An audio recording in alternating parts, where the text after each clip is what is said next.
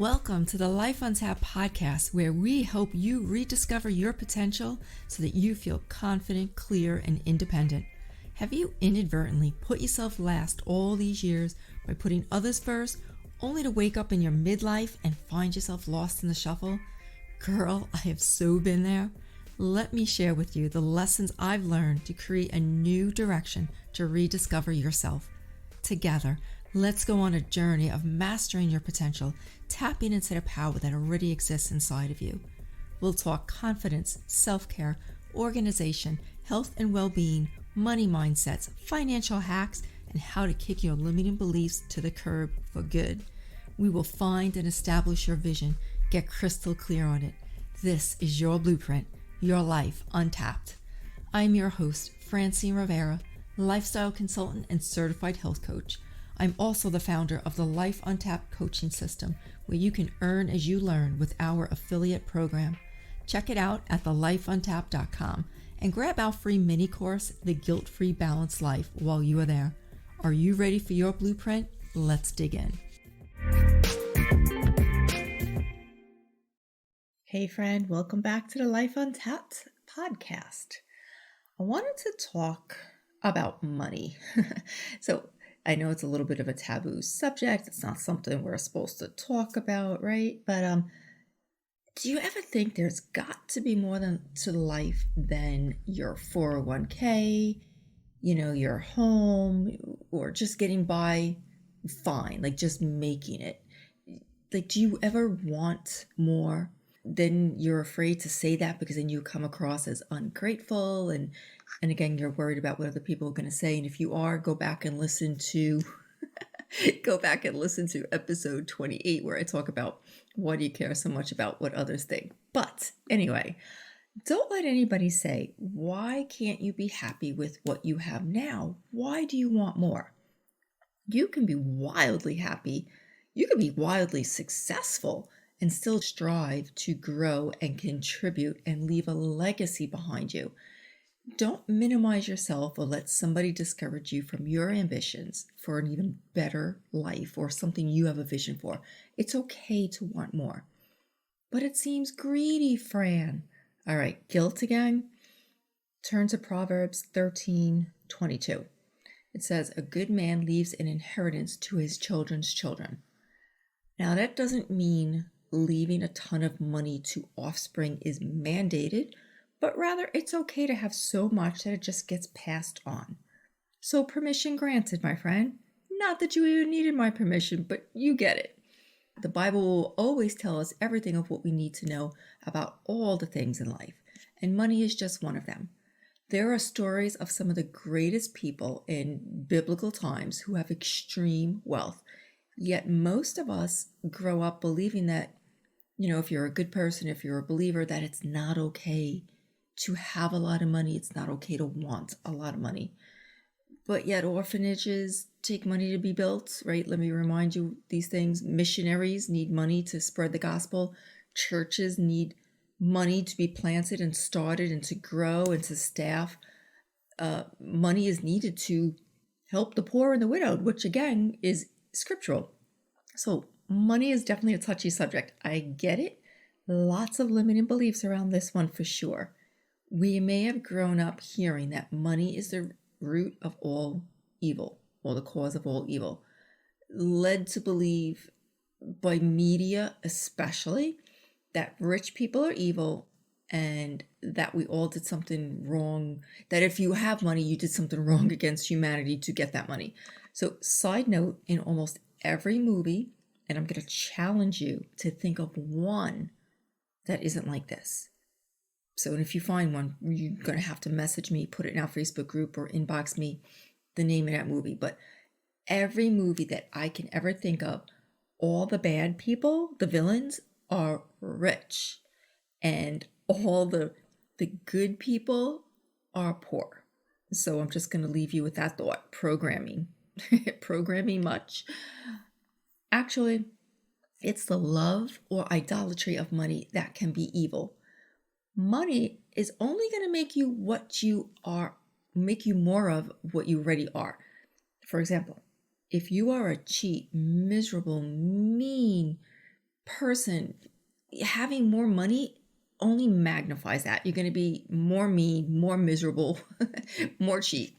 If you are a charitable, loving, giving person, more money allows you to do more of the same. So it's the human nature. It's the human behind the moolah. It's not the money that's evil. It's not the money that's good. Money is an inanimate object. Like, it has no actions, right? The human is what puts it to work. So again, it's how the human is, okay, not the money. So I mention this because this one limiting mindset, this one limiting belief will hold you back from so much. It will hold you back from fulfilling your dreams because unconsciously you may believe in order to be a good person that you can't have money. Money is also a seed, my friend. So I believe in an abundance versus scarcity mindset. Now, that has taken a lot of work on my part because I grew up, probably like the majority of us, with a scarcity mindset. You held on to it, right? Easy come, easy go. There's another belief, a saying that we've all heard, right? So you want to hold on to it. So that it's that scarcity mindset. I've worked very hard to replace that with an abundance mindset. So I know that giving things away or not hoarding always brings me more blessing.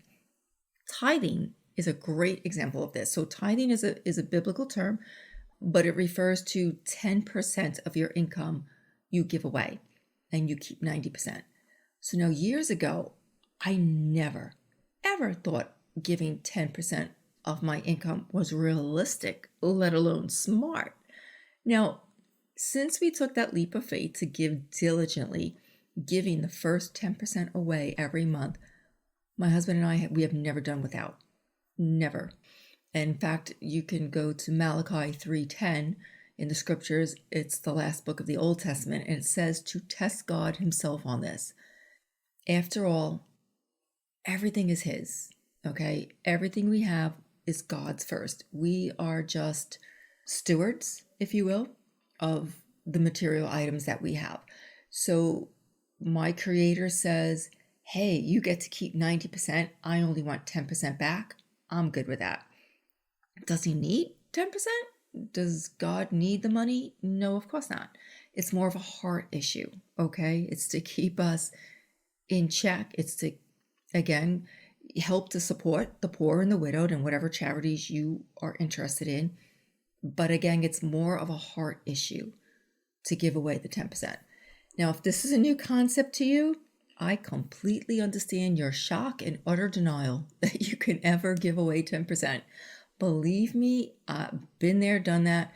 It was a gradual increase to that until we can course correct our finances. And I'll get more into that later. But again, the thought, I didn't grow up tithing. I didn't grow up giving 10% of everything that came into our household, giving 10% away. That's not the way we grew up. Now I get it that like some of you guys, you're like, oh my gosh, 10% of my income, that's crazy. How could we afford to do that? Well, baby steps, number one, right? Sometimes you have to work up to it with small percentages like my husband and I did.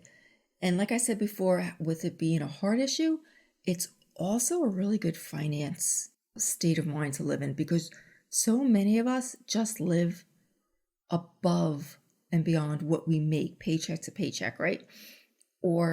And we're supposed to live ideally, right? You listen to all the experts, 70 to 80% of what you make. So if you give away 10, invest 10, and then live on 80%. And that's what I try and tell my children to do. When you find this out as an adult, though, and you've been living on 100% of your income, this is a rude awakening. This is a shock. Like I said, I know, I get it. And it took my husband and I many, many months, if not years, to adjust to the full 10%. So now that we fully tithe, I know that the more people I serve and help, the more money I will earn, and then I'll be able to give away even more. I love giving away money. I know that sounds a little crazy, but I do. I love to help other people and to bless other people. So have you ever given some thought to your money story that you are telling yourself? What thoughts did you hear growing up? Money doesn't grow on trees, or we can't afford that, or we're just not that type of people that can spend money on fill in the blank. Those thoughts, those statements that we've heard throughout our life, all shaped how we view money now as an adult. Your income is based on the value you bring to the marketplace. The more problems you solve, the bigger problems that you solve, the amount of people that you serve and help are all tied to your income. You solve more problems, you generally, rule of thumb, bring in more income, right? The bigger the problem you solve, the bigger your income. So if you want to bring in some more money to help support your family and others, that is not a bad thing. Hopefully this cleared up some limiting beliefs you may have had around money, or at least made you aware of them so you can dig deeper to see what is holding you back. Next time, we're going to talk about ways to reduce debt and increase income. So until next time, my friend, remember, you are worth it.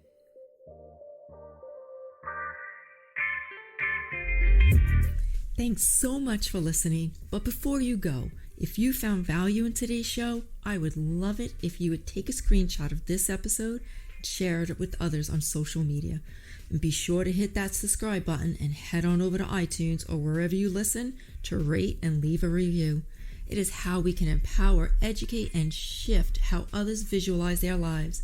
Until next time, my friend, remember to live a life untapped. You are worth it.